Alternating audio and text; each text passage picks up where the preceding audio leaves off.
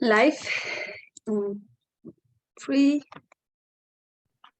2, go. Hola, hola, buenos días, good morning, bonjour, comment allez-vous aujourd'hui, all of that. Hello, hello, welcome everybody to the Daily Huddle. Thursday is Spiritual Matters. I am your host, Dr. Monikah Ogando.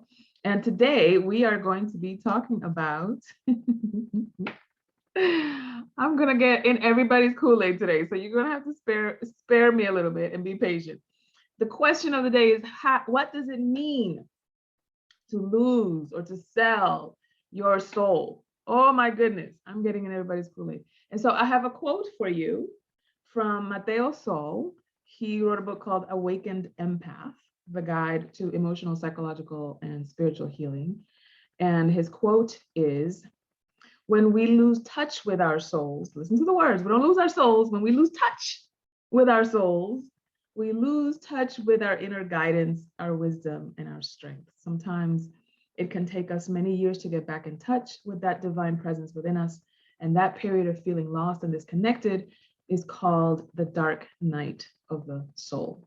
Welcome to Spiritual Matters Thursday. Let's get started.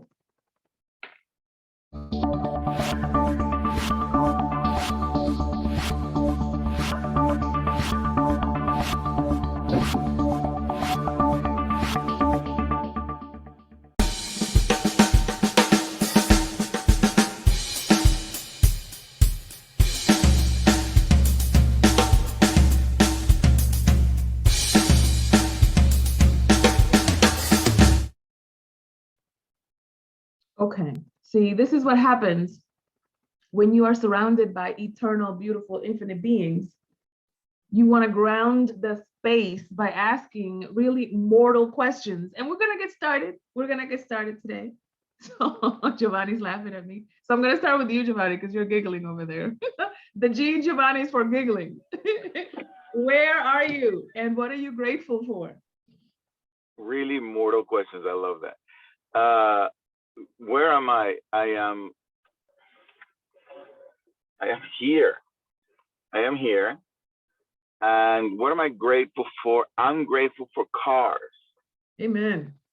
I'm grateful for cars. Yes, yes. We love them. They get us where we need to go faster than our feet. Yes. Chase, how are you? And who are you going to hug today? I am hopeful today. And I will be hugging myself today multiple times before I leave my home. Yeah, exactly. Get right in it.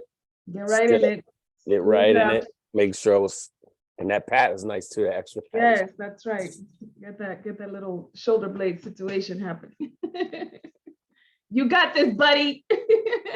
Exactly. Love it. That's great. So yeah, sometimes, the best hugs come from ourselves. It's only pragmatic because of this little angle of the situation, but we know the hugs we need. I love it. Andrea, te vi por ahí y quitaste el video. There she is.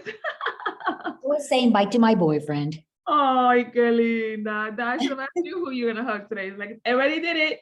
I did it. I just did. What time is it? It is now. The time is now. The only time. The only time that exists. I love it. Thank you, everybody, for being here. And I appreciate your presence. I appreciate your willingness to play. It seems as though, at least this year, 2023, the questions that we have been asking here in Spiritual Matters Thursday have been getting deeper and deeper, at least in my experience.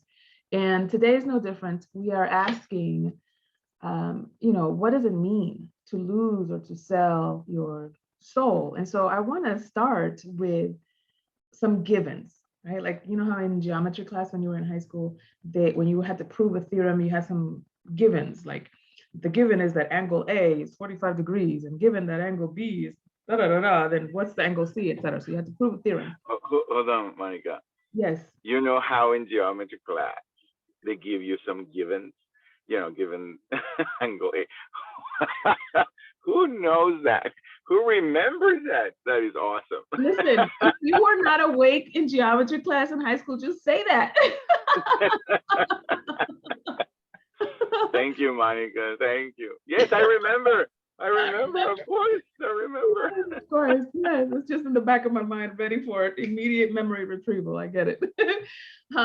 So in the same way, well, as many of you know, because if you've heard me at any given time, you know that I am a fan of auditing your assumptions. And so that just means like there's some givens out of which you operate in your life that you take it as though it is fact, as though it is truth, as though it is incontrovertible. And when we audit those givens, those truths, those assumptions, then we realize that we're really just operating from a particular position.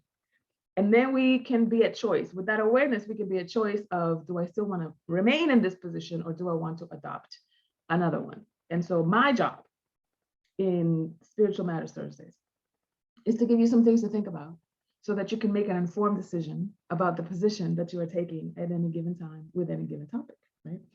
And today, I want to give you some things to think about in terms of your soul, some definitions and some givens about that.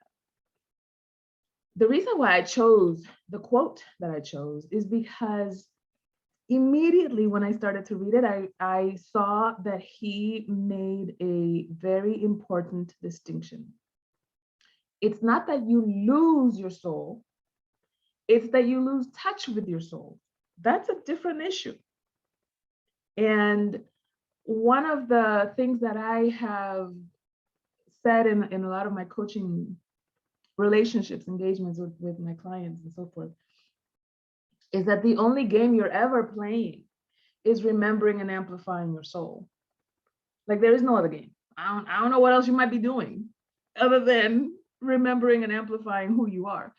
And so this idea of losing touch with your soul means losing touch with your inner guidance, with your wisdom, with your strength, with your intuition, with the things that you know, and maybe you don't know how you know that, but it's your truth, it's your center. And sometimes it can take us many years to get back in touch with that. I'll call it divine presence within you. And that period of feeling lost and disconnected from the divine can be called the dark night of the soul. Sometimes that looks like the questions that you ask when something unexplainable happens, when somebody dies unexpectedly, unfairly for some of us, right?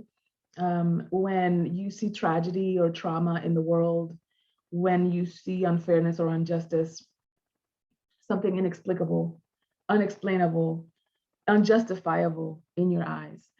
And one of the things that I have learned, I'm positing this for you to consider, is that nobody is a villain in their own story. They might be a villain in your story, but not in their own. And when I learned that, I got curious about, well, if in your own story, you're not a villain, maybe you're the main character, maybe you're the savior, maybe you're the hero, maybe you're an observer, a bystander, but you're not the villain, then what is the paradigm? What is the worldview that you are operating from such that your position would be, I'm not the bad guy?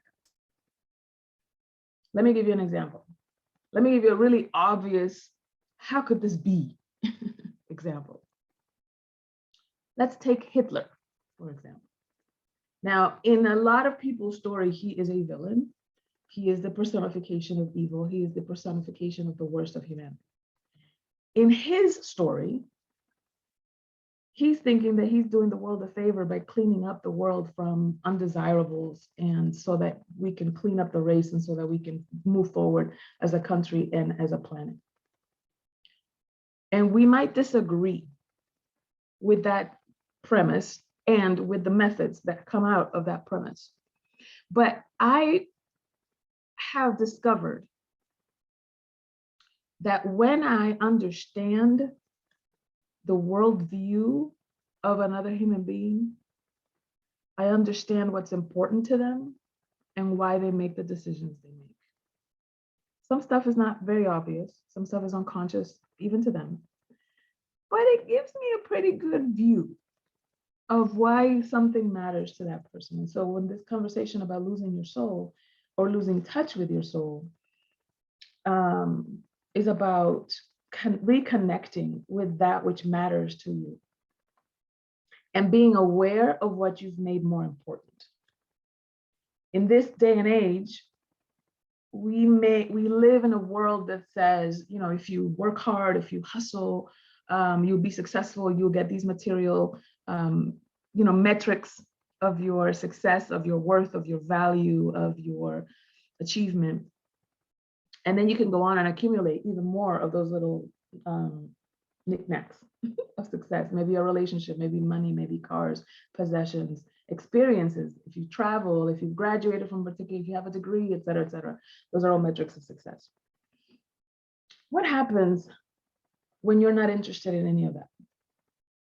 I'm talking for example, to the healers, the artists, the ones that say, I want to experience the world for the experience's sake, not because of any knickknack that I might get out of it. And if I don't get knickknacks in a world that celebrates knickknacks, does that mean I'm a failure? Does that mean I've lost my soul, or have I actually gotten in touch with it? And so do you see how it's important to question, or to at least audit those assumptions? Because if I'm under the assumption that these knickknacks mean success, and I'm not interested in the knickknacks, then that means I'm not a success. I'm going to have to check in with whether this assumption is even true or applicable to me. And what I notice a lot of people experience as a dark night of the soul is that confrontation of, I started climbing this mountain, but it's not the mountain I thought it was, or it didn't give me the success or the feeling of achievement or the feeling of peace or the feeling of self-fulfillment that I thought I was going to get over here. So now I got to get back down from this mountain and go find the mountain that I really do want to climb. And this just feels really, really like a futile exercise. And I'm curious with you, have you ever experienced something like that? Have you ever experienced what we're calling losing touch with your soul, or selling your soul for survival or for success or for metrics that maybe aren't your own, maybe you inherited from your culture or from society, et cetera, et cetera? I would love to find out if you've ever been in that kind of situation and what you did, or maybe you're in it now and you want some support in getting through it. Let's open it up. Let's talk. Who has something?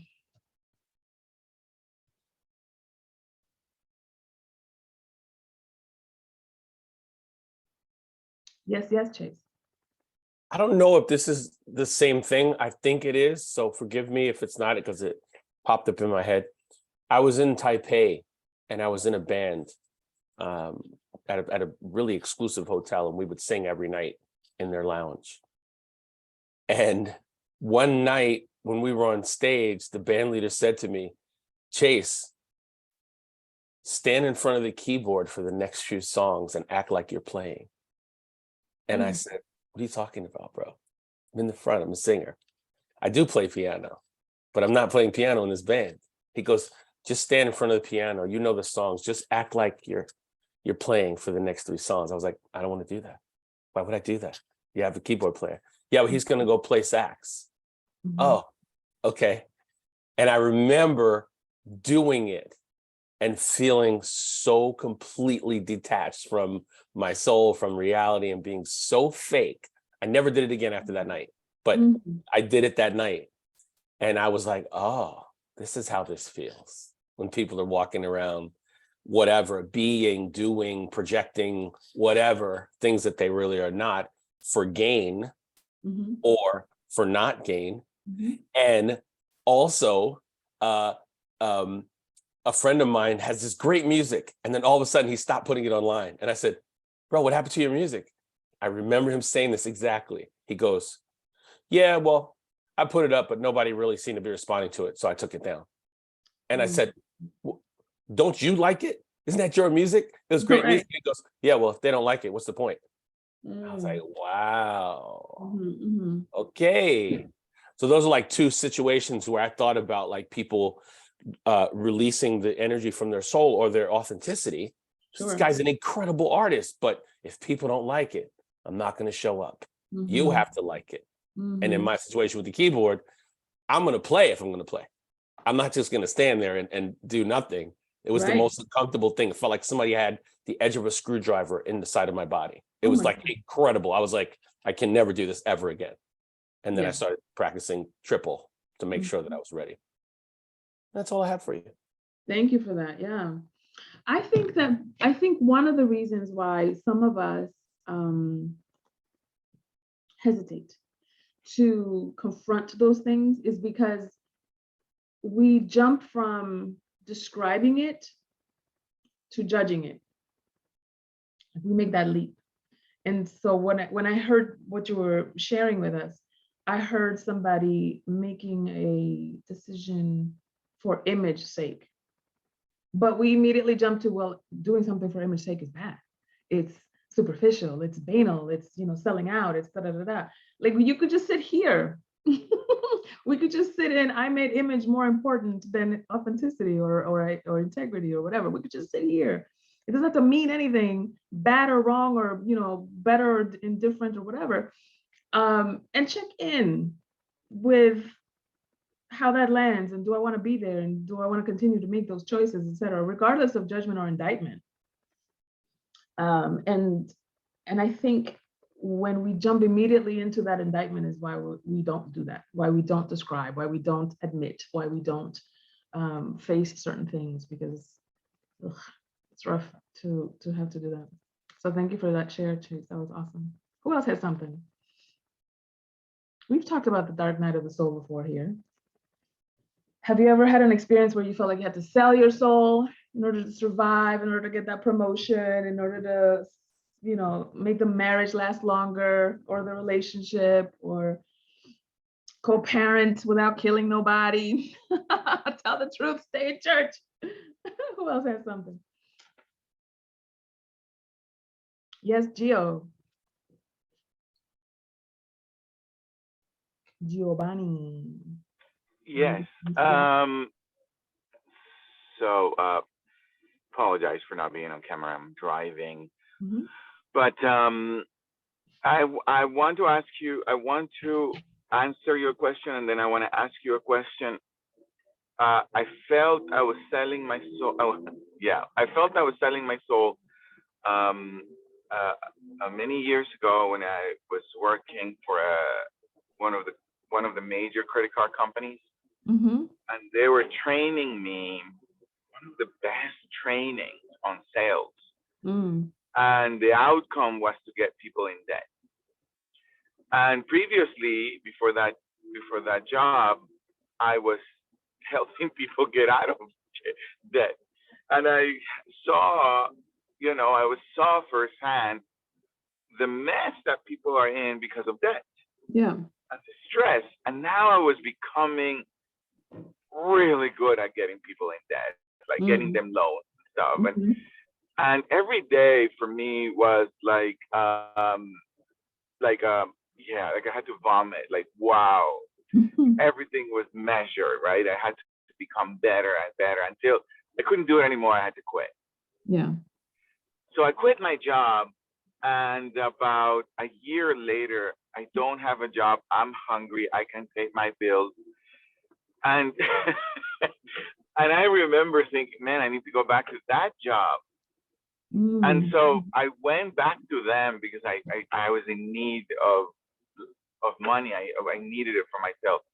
Yeah. And so I went back to them to get a job. And the supervisor said, why, you don't like this? Why are you doing this to yourself? And I said, I'm hungry, man. And then he said, I can't give you the job because it's not you. Mm-hmm. But now you don't have to judge why we do what we do. Because I was judgmental when I left. Mm-hmm. And so I never forgot that whole interaction in my life. And so I wanted to share that with you. And I don't know if what you're creating today, Mm-hmm. what I'm sharing, it's also inside of that context. I don't know if I'm out of context, but no, it is. Yeah, it's absolutely. Oh, okay. But I am. But that's what that's what I remember. That's what I got triggered. Thank you for that share. You bring up something really, really important that I had not mentioned before, and that is this idea of you got to do what you got to do, and the justification that sometimes we give to others or to ourselves in order to live with the decision of not being aligned with our soul's calling or with what rings true for us, et cetera, et cetera. We make a decision of saying, okay, we're gonna do this because we have to pay bills, or because the kids need tuition, or because I need to put a roof over my family's head, et cetera, and not and having it like it's an either or. You've heard me say stand for the and sometimes we have it like, nope, I can either survive and do some stuff that I don't agree with, or follow my soul's calling, but then I'm gonna live under the bridge somewhere and go hungry. and then we create a self-fulfilling prophecy around our life experiences. Giovanni asks, what could be the best way, I guess, but a good way to endure the loss of touch with the soul for survival? That's a great question. And I think I'm going to give you what I think, and then I would love to open it up and hear what everybody else has to say about that question. I think that calling a thing is the first step in doing that. To be able to say, like you just did, Giovanni, I needed money, and I went back to something that I did not agree with or resonate with because my survival kicked in. That's what I did. And it doesn't necessarily mean that it's an indictment for the rest of my life, but it's what I did in this moment. It's what I did with this decision. It's what I did in this instance. And sit with that, right? Not like I sold out, because that would be the judgment of the action, but I went back to the job. That's what actually happened, factually, observably, right? And so I think if we start there, then we can call a thing, and then decide from that awareness whether we want to keep going down that road or not, and eventually get back to ourselves. Who else has something? How would you answer that question for Giovanni? What would be a good way to endure the loss of touch with the soul for survival? I want to say something. Yes. Hey, so I hadn't been on here in months because I haven't. Forever and a day. I have another call on Thursdays that I kind of have Cancel to. it. We'll tell them to move it. Yeah, then I'd have to change jobs. Oh, come on. Don't sell your soul. Anyway, go on. But I always love these sessions. And my son, who lives a few miles away and is actually just hanging out with me today, I said, you should be here for this, because I think we all should be. And how fortunate we are in this small community called the Daily Huddle to have this free service to help us stay centered, help us to stay focused, help us to see our stuff and work through it. I just want to commend you for that. There have been many times that I've stood down and not been my most authentic self to get through a situation or to get a job and all of that. And every time I'm miserable. And I think that is the soul speaking to you saying, don't do that, idiot, right? Right. Because the soul knows, right? Yeah, your inner spirit knows when you're not being authentic. Sure. And it never feels good, ever, right? Mm-hmm. So thank you for the opportunity. Glad you're here. Glad I was able to duck out of the oven today. Awesome. Good stuff. Who else has something?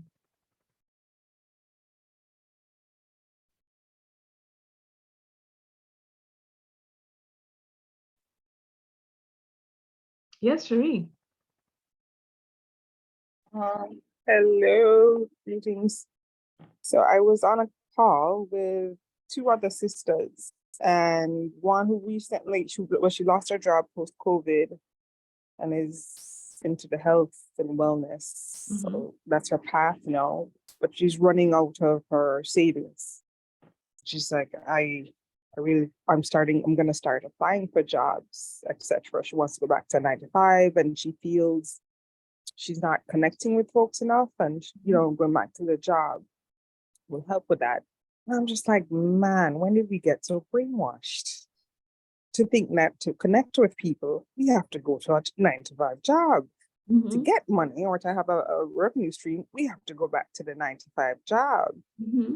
And that kind of ties in with, I know, I don't remember Giovanni's words, but like losing her soul purpose. And I think one of my tools is groups like this, right? And meditation. because at some point we might feel some human experience or pressure, etc., and we get reminded. Right? You don't have to. You can choose to. If you choose to, that's all good. But you don't have to fall back into that I'm going to say panic mode, but use another word. We don't have to go back to what we knew because we're in survival mode. So for me personally, I just packed up and I left. You know, I just like jumped, skydived, and I'm safe. You know, just willing to take that chance and just know that something's got to work out. But thank you all. Thank you for that, Cherie. It's interesting to me how much of the losing your soul conversation has to do with finances, with money, with economic survival. And I wonder how much of it has to do with this idea that money is a necessary evil. It's necessary for survival, but I hate what I have to do to get it. And I wonder if we lived in a culture, in a society, in a community where, as the Bible says, and I'm paraphrasing, your gifts make room for you, then bringing forth what lights up your soul is what is the key to your prosperity, is the key to your abundance. I wonder how interested we would be in doing things that feel like they're going against our soul's calling. Because then it would be like, for what? All of us that have Wi-Fi now, if I were to hand you one of those AOL CDs, you know, the ones that came in the mail so that you can get like LAN service for the internet, you'd be looking at me like, ma'am, you're like 30 years too late. Why are we doing this? I don't have to do this. I'm not interested. And I think, and I pray that when we get to the place where we synonymize our passions and gifts and integrity with our path to prosperity, that they are synonymous, that is the way to get to that abundance, etc., and not what's left over after you've accumulated your 401k or gotten the 6-figure job, etc., etc., that then we would be less interested in pursuing things that don't light up our souls. And the same with relationships. I mean, we're just talking about money, right? But there's the same thing with relationships. There are places, and I have this conversation with my single and my married girlfriends specifically all the time, because I think we're experiencing this transition where in the past, it used to be a status symbol to be married. It's like, oh, okay, that means that they're stable. That means they're respectable. That means they've reached a certain level of maturity and social capital in their life. And now with women having much more economic and political power and doing things for themselves that in the past they would have required a marriage to do. Now it's like, I kind of don't want to, and it's okay. And now in some instances, men are like, wait, what? You're not afraid of growing old alone with cats? And people are like, actually, that sounds fun. I'm actually, that's not an insult. That sounds like an invitation. And so I'm wondering for all of you, what are some of the steps? What are you going to implement now, today, in the next 24 to 48 hours to check yourself before you wreck yourself in terms of accessing your soul to yourself again? Here's some ideas. I'm going to give you some, and then I want you to tell me yours. One of the things that I ask myself about some of my decisions is, am I doing this to get love or from a place of love? Because the first one is a barter. If I do this, you're going to love me. If I do this, you're going to like me. If I do this, you're going to return the favor. Now you're going to owe me, right? But if I do it from a place of love, it has no attachment, and it's more an indication of who I am than rather than what I'm trying to get or who I'm trying to be. So that's one of the questions that I use to kind of check myself before I wreck myself. Am I doing this to get love or from a place of love? What are some of the things that you're going to implement for yourself so that you can remain centered and aligned? Who has something?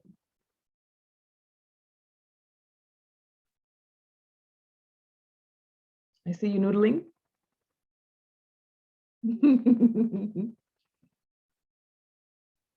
Mike's son is sipping his tea. He's like, I ain't got nothing yet.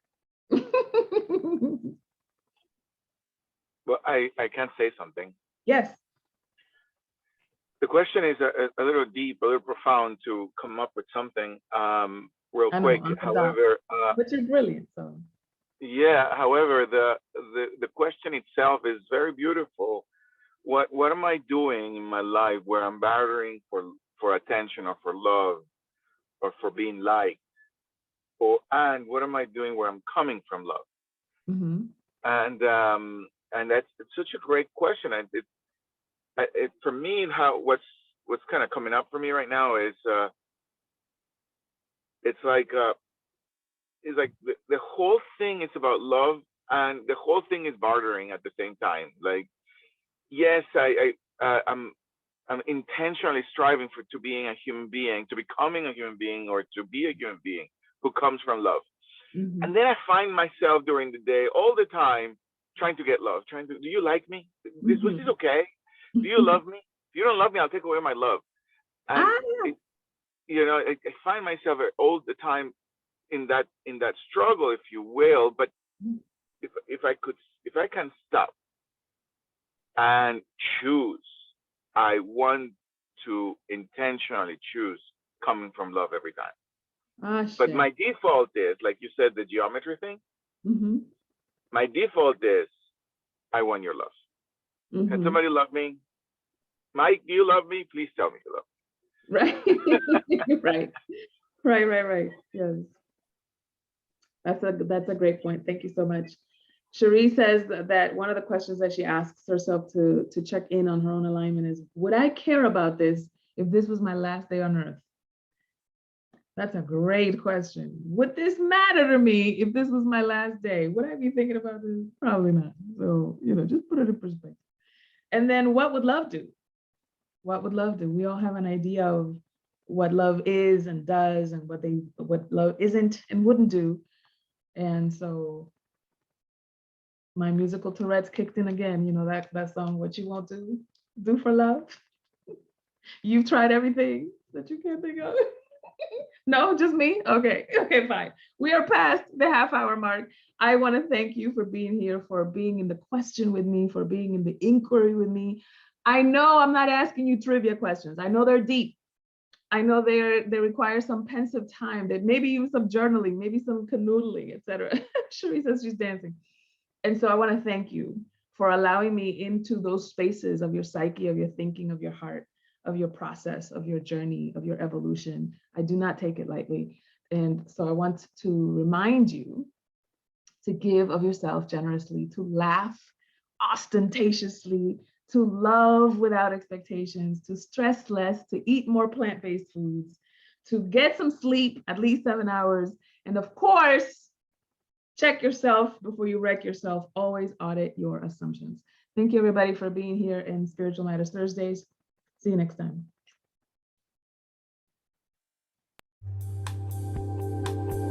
Thanks, Dr. Monikah. Again, a great session. Thank you. I'm glad that you came. Yeah, I'm going to try to peek in again soon. Take care.